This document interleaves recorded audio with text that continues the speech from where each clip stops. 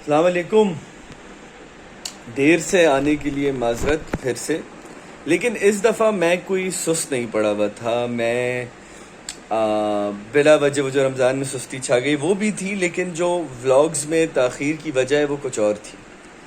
اس دفعہ پڑھتے پڑھتے تحقیق کے سلسلے میں ایک اتنی خوبصورت چیز میری نظر میں پڑ گئی کہ میں نے کہا کہ میں اس پہ اور تحقیق کروں اور پھر اور تحقیق کر کے آپ سے بات کروں. بڑی انٹرسٹنگ چیز یہ ہے کہ جس نعتیہ کلام کا میں آج آپ سے ذکر کروں گا وہ نعتیہ کلام ایسا ہے کہ سمجھیں کہ ہمارے دل میں جب جب حضور پاک صلی اللہ علیہ وسلم کے لیے محبت جاگتی ہے، جب مدینے سے عقیدت جاگتی ہے، جب روزے کا نور جاگتا ہے ہمارے اندر، یہ ایک انسیت جاگتی ہے، تو ہم اس نعت کو ضرور سنتے ہیں.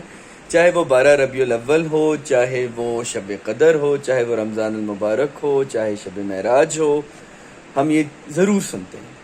لیکن اس کی تحقیق کرتے کرتے میرے سامنے کچھ اتنی دلچسپ اور حیرت انگیز چیزیں سامنے آئیں، جس کے بعد میں نے اور میرے ساتھی محقق نجم سہروردی، جنہوں نے میری ایک اور ولاگ اور آرٹیکل میں بھی مدد کی تھی، ہم دونوں ہکا بکا رہ گئے کہ تاریخ میں ایک چھوٹی سی غلطی، ایک چھوٹی سی اوور سائٹ کلام کو اور کلام کی تاریخ کو کیا سے کیا کر جاتی ہے.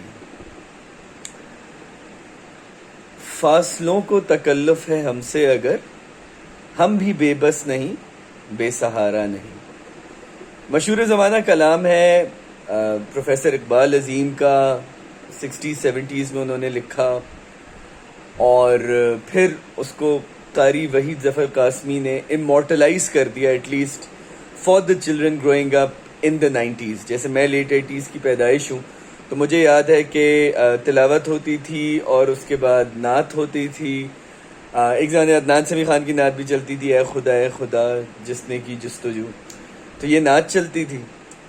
اور اس کے بعد کہیں جا کے ہمارا کارٹون آتا تھا اور اس وقت اسکول نکلنے کا وقت ہو چکا ہوتا تھا. تو اس وقت ہمیں یہ نعت بس ایک انٹرپشن لگتی تھی. We used to like his voice. لیکن جیسے جیسے مجھ جیسے اور آپ جیسے شاید دانا، میں تو کم عقل ہوں، لوگوں نے جب جیسے جیسے ہوش سنبھالا اور بڑے ہونا شروع ہوئے، تو اندازہ ہونا شروع ہوا کہ یار دس نعت ہولڈز اے لاٹ مور ویلیو. اور قاری وحید ظفر قاسمی کی جو ایک بڑی خوبصورت سی ریسپی تو میں نہیں کہوں گا، لیکن ایک بڑی شارپ سی ان کی ایک آواز، پچ پرفیکٹ آواز ہمارے دلوں میں بیٹھ گئی، اور ایک سرٹن فلو جس میں انہوں نے پڑھی تھی. لیکن یہ تحقیق کا سلسلہ کچھ ایسا شروع ہوا کہ میں نے اپنے محقق سے پوچھا، ہم نے کہا کہ یار اس پہ کچھ کرتے ہیں. تو اس نے کہا، جو ویسے تو میرا شاگرد بنتا ہے، میں نے اس کو پڑھایا بھی ہے، لیکن مجھ سے بہت زیادہ چیزیں وہ بہت سے ڈسپلنز میں جانتا ہے. تو اس نے کہا سر وہ آپ کو پتہ ہے وہ اصل میں یہ فاصلوں کو تکلف نہیں تھا، تو بڑی کنٹروورسی ہے، یہ قافلوں کو تکلف تھا. میں نے کہا بھائی کیسے؟ پھر ہم نے سوچنا شروع کیا کہ بھائی آپ کو بھلا فاصلوں سے تکلف کیوں ہوگی؟ فاصلہ تو سٹیگننٹ ہے، فاصلہ تو اپنی جگہ ہے، فاصلہ نہ بڑھ رہا ہے نہ کم ہو رہا ہے. تکلف کیا ہوتی ہے کہ ایک ریلکٹنس ہو، کہ وہی چیز ریلکٹڈ ہے. تو فاصلے کو آپ سے تکلف کیوں ہوگی؟ ہاں منزل کو تکلف ہوتی تو سمجھ آتا کہ منزل آپ سے دور جا رہی ہے، لیکن فاصلہ تو فکسڈ ہے. پھر بھی بڑے سے بڑے لوگ کہتے ہیں اس کے اندر ایک ایبسرڈسٹ میننگ ہے کہ فاصلے کو بھی آپ سے تکلف ہو سکتی ہے. وہ مجھے ہمیشہ لگتا تھا کہ تھوڑا سا وہ لوگ اوور ریڈ کرتے ہیں اس میں. تو جب ہم اس کی تحقیق کرنے بیٹھے تو پتہ چلا کہ اوریجنلی جب یہ کلام شائع ہوا تھا تو یہ تھا قافلوں کو تکلف ہے ہم سے اگر، قافلوں کو تکلف ہے ہم سے اگر، ہم بھی بے بس نہیں، بے سہارا نہیں. اب جیسے کہ آپ کو بھی پتہ ہے، عام طور پہ مدینے جانے کا جو سلسلہ ہوتا تھا، کہیں ایک اس طرح مدینے کا، چاہے آپ زیارت پہ جا رہے ہوں، چاہے آپ سعودی عرب حج کرنے جا رہے ہوں، تو لوگ قافلوں میں جاتے تھے. تو پروفیسر اقبال عظیم نے یہ نعت، معذرت چاہتا ہوں، یہ نعت اپنی بینائی کھونے کے بعد لکھی تھی. ایک ایسا وقت آیا تھا جب وہ بینائی کھو چکے تھے. جب انہوں نے اپنی بینائی یا آئی سائٹ جب انہوں نے اپنی کھو دی، تو انہوں نے اپیرنٹلی بڑی کوشش کی کہ کوئی اپنے قافلے کے ساتھ ان کو حج پہ لے جائے، یا ان کو روزے کی زیارت پہ لے جائے، یا ان کو عمرے کے لیے لے جائے. لیکن ایسا نہیں ہوا.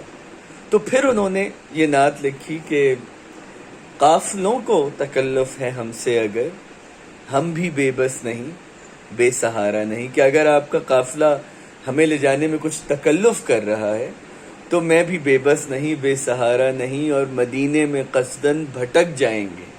اب آپ اگر اس پوری نعت کو دوبارہ سنیں تو اس پوری نعت کا ایک نیا سٹرکچر آپ کے سامنے آئے گا، ایک نئی اپروچ آپ کے سامنے آئے گی، اور ایک نیا میننگ آپ اس نعت کو دے سکیں گے، جو میننگ میرا خیال ہے پہلے کبھی ہم نے نہیں دیکھا۔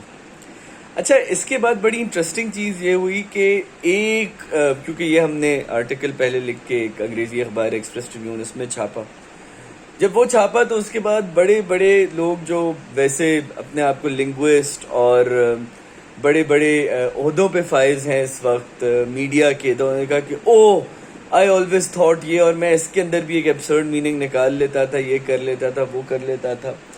تو سوائے ایک دو ایسے لوگ جو مجھے پرسنلی جانتے تھے، کسی نے یہ نہیں کہا کہ بھائی دیکھیے دو نوجوان لوگوں نے ایک بڑی انٹرسٹنگ چیز ان ارتھ کی ہے اس پوری نعت کے بارے میں۔ سب نے کہا اچھا، اس کا مطلب یہ ہے کہ ہم یہ غلطی کرتے تھے، اچھا یہ ہے وہ ہے۔ تو میں نے غلطی سے کسی ایک صاحب سے پوچھ لیا، میں نے کہا سر آپ تو اتنے ادیب ہیں، اتنے بڑے آدمی ہیں، آپ لوگوں کو تو اندازہ ہونا چاہیے تھا، یہ سوال آپ کو بچپن میں پوچھنا چاہیے تھا، ہم تو بچے تھے اس وقت، کہ بھلا فاصلوں کو تکلف کیوں ہوگی، قافلوں کو تکلف ہونی چاہیے۔ لیکن انہوں نے بات آئی گئی کر دی۔ تو بس دیکھیے لب لباب ایک تو اس چیز کا یہ کہ اس نعت کو آپ آج تک غلط پڑھ رہے تھے، غلط سن رہے تھے، تمام وہ نعت خواں، تمام وہ سنگر، تمام وہ آرٹسٹ جو اس نعت کو دوبارہ پڑھنا چاہتے ہیں، میری گزارش ہے کہ قافلوں سے پڑھیں تاکہ ایک آلٹرنیٹ ہسٹری موجود ہو، ایک نئی ہسٹری لکھی جائے۔ کتاب کا نام میں اپنے ڈسکرپشن میں ڈال دوں گا، کتاب میں ابھی بھی ایز ایویڈنس موجود ہے یہ نعت کہ یہ قافلوں کو تکلف ہے۔ And above all this I think بہت امپورٹنٹ ہے ہمارے لیے کہ ہم جو کچھ سنیں اس کے بارے میں سوچیں کہ یار یہ سینس بناتا ہے، کیوں ہوگا ایسا؟ Because like Carl Sagan said, imagination might take you to places you have never been to but without it you go nowhere. اپنے تخیل کو وسیع کیجیے، اپنے میننگ دینے کی صلاحیت کو مزید براڈ کیجیے۔ یہ زندگی، جذبات، رشتے، گہما گہمی، شور و غل، یہ سب اپنی جگہ ہے، لیکن آپ کے ذہن میں، آپ کے دماغ میں ہر وقت ایٹ لیسٹ اتنا ڈیپتھ اور ویل آف آئیڈیاز ہونا چاہیے کہ آپ خود اپنی محفل آپ ہوں۔ You should be your own gathering, you shouldn't require people to be around you to indulge in a dialogue, especially a poetic one. خیال رکھیے، آخری عشرے میں میرے لیے دعا کیجیے۔ میں تو ہمیشہ کہتا ہوں، میں تو بڑی مشکل سے 2 نمازیں پڑھتا ہوں، فاقے ہوتے ہیں میرے، لیکن میرے لیے دعا کیجیے، سب کے لیے دعا کیجیے، اور دعا کیجیے ہم اچھی طرح گیان بانٹتے رہیں، نالج بانٹتے رہیں، اور اگر میں نے کچھ غلط کہا ہو تو پلیز ڈسکرپشن میں مجھے بتائیے۔ خیال رکھیے، دعاؤں میں یاد رکھیے۔